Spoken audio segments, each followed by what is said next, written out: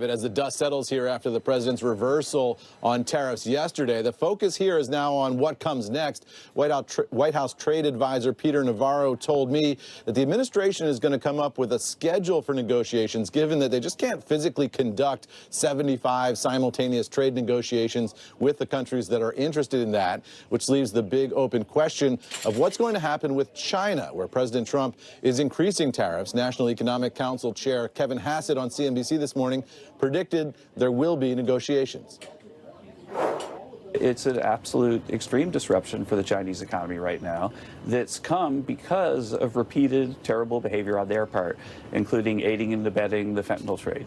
And so I think China's going to have to figure something out, and my guess is it's going to involve reaching out to us and setting up talks. But Chinese embassy spokesman Liu Pengyu striking a defiant tone in a statement today, saying if the U.S. wants to talk, our doors remain open, but dialogue must be conducted on the basis of mutual respect and equality.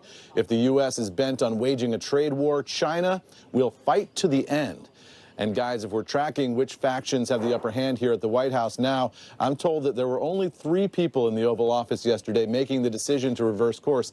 They were Commerce Secretary Howard Lutnick, Treasury Secretary Scott Bessent, Trade Advisor Peter Navarro, a staunch advocate of tariffs, I'm told, was not there. One other thing I'm told, guys, this morning is that there's going to be a series of meetings here at the White House throughout the morning as they work on how to tier these negotiations, which countries go first, which come in the second tier, which come in the third tier, et cetera. All that being worked out behind the scenes right now, guys. Back over to you. Yeah, it's a lot, obviously, to tackle in 90 days.